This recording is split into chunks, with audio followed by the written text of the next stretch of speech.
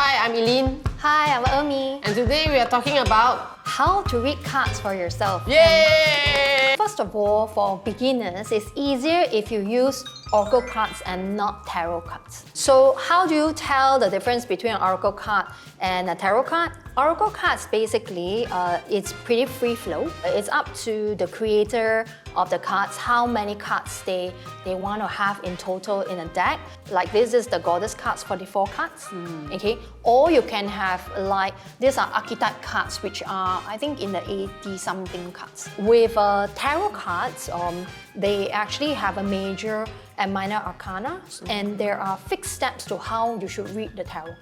So therefore, for beginner, if you want to learn, it's far less complicated to go to the oracle cards because the oracle cards actually tap into your intuition. In reading it, it is much more interpretative. Oracle cards are not used for divination.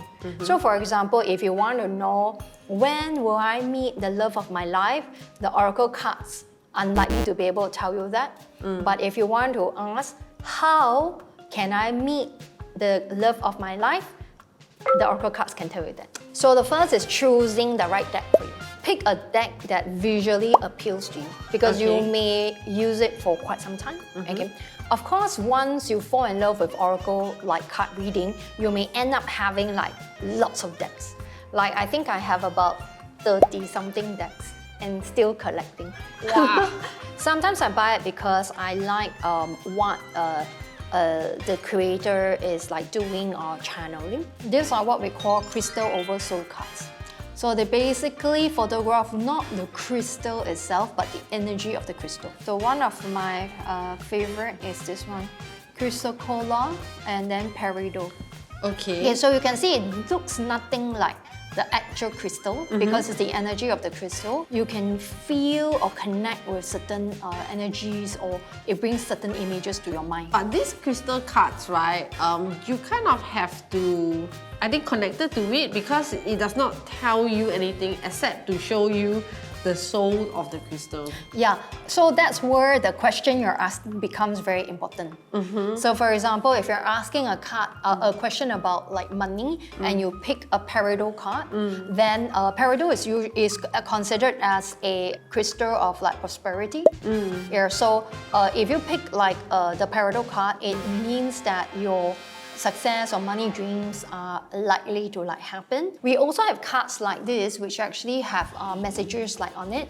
So for example, this is a femme fatale card. It talks about the light and the shadow attributes. And I have the lover card, which talks about passion and devotion and appreciation of someone or something. But it also has the shadow attributes of if you go the other way, you are actually obsessive. So these are cards that you can actually find, they look nice, you like them and all, but they can be pretty hard like to read. So you can see like they have one picture and there's lots of action like happening in the picture, and then there's usually only one word or a face. So this kind of a card is really good for interpreting because there is a lot of movement in the picture, in the imagery of the card, which your intuition can actually pick up and send you like messages. And this is like the Goddess card, then same thing. So for beginners, these are actually good because there is a message underneath it, and then the picture of the goddess, and again the picture has got movement in it, so it becomes easier to actually like interpret what is the meaning that you are picking up like from the card. So how oracle cards work is that so you ask a question, you pick the cards based on your intuition, but if you follow strictly the guidebook, you may not get the most accurate interpretation. In oracle card reading, there isn't like a fixed or defined sort of like meaning to each of the card that you pick. So for example, okay, so let's say, I don't know, ask a question. Hang on. I will ask my guides for advice for the day. Okay, and advice for the day. So I prefer to use this method. So you ask for advice for the day and pick one card. Okay, so this is a very straightforward one. So it says the arts, the goddess picked is Sarasvati, and it says express yourself through creative activities. Is that what we are doing right Yeah, now? so this is exactly what we're doing. So the cards actually react to your energy, or rather your energy react to cards, and you pick the card that is most aligned with your energy. But of course, it requires also for you to have some clarity of mind and to be able to focus on asking that one question. And this is where practices like meditation and mindfulness practice comes in, because it helps you to be in a focus and aware state so that you can best leverage on your own intuition. Are there some steps that someone that's starting out can follow? Most of the time, you can clear your cards. So one easy way is to either put it in a singing bowl and ring it, or you can just ring it 3 times over like the candle flame. You can also sort of smudge it with Palo Santo or in sage if you want. Okay. I again, with the pendulum, dedicate it to the highest and purest light. So really you can make up the words as long as the intention like is the same. And then what you can do is you can again program the cards to actually tell you the truth for your highest good. I found that for beginners, what works is you do a short shuffle as you're thinking of the question, and then you kind of spread out the cards. And for beginners, you can actually use your left hand. Oh. And what you can do is you can kind of like hover over the cards as you're thinking of your question. If you are more experienced, then the hand that you're using doesn't really matter. Their left side is also their more sensitive side for energy-wise. Okay, let's say I want to ask about money. Okay. So how can I earn more money? Can I also ask, why am I not earning enough money? Why and how questions can work. So for example, if you are looking at these cards now and your question is, How can I earn more money? think of this question and hover over the cards, and then you can pick up to 3 cards.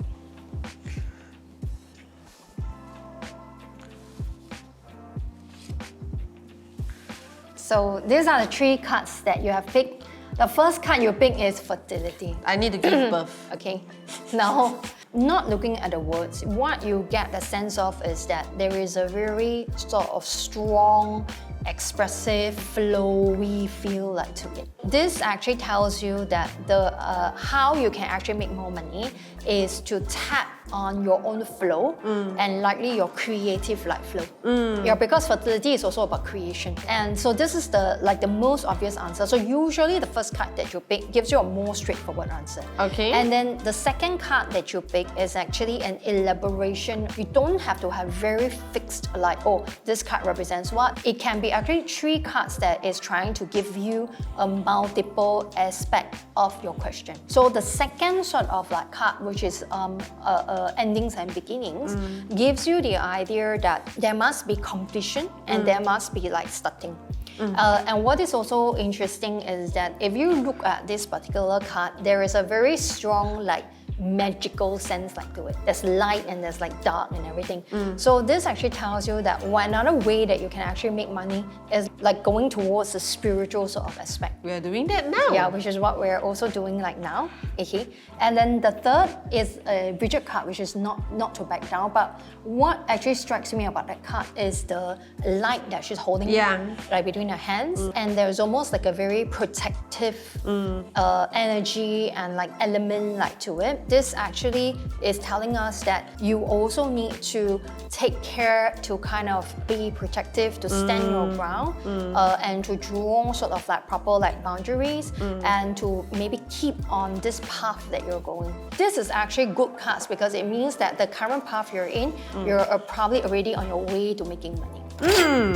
However, because the cards are interpretive, it also depends on how open your perspective is. Or if you are very bent on like using your own experience only, then you may not actually get the most accurate interpretation. Which is why when people read for themselves sometimes, if they're very emotional, it actually becomes very difficult for them to interpret it as accurately as they can. because the conditioning, the judgment, like the desire for a different like result, for example, may hinder them. Oh, what is the craziest story you have in reading cards for others? Okay, I think this happened around 8 or 9 years ago. This lady like came to me and she was actually asking a question about memory loss. When we first sat down, she just asked, how can I improve my memory? Because I keep seeming to have big gaps of memory. I am unable to remember certain things and people come and tell me that I've done certain things and I actually cannot remember it. So when I spread out the cards and I asked her to pick the cards and then I interpreted it, and the cards were almost sort of like split like in half. Half of the cards totally make sense, and the other half of the cards made sense but in a totally different like way, but they were completely different. And then we picked a card and asked for clarification. And what happened was that the card that came out was like was an entity card where it is half light and half shadow. So the message that I got very strongly from that was that there was like a different person. That means the lost memories belong to a different person. Okay? So the first thing that I did was quickly check to see if there was like some kind of entity attachment or possibility of possession or something, and there wasn't. So I came to a conclusion that very likely this person might be suffering from a split personality, which is why the card, which is split in half, came up. How do you tell that to someone? Well, I'm very tactful, so I said, I think that there's a possibility that you may be suffering from a split personality disorder, and then I recommended that she go to a psychiatrist to have it diagnosed. And then? And she did, and it was true.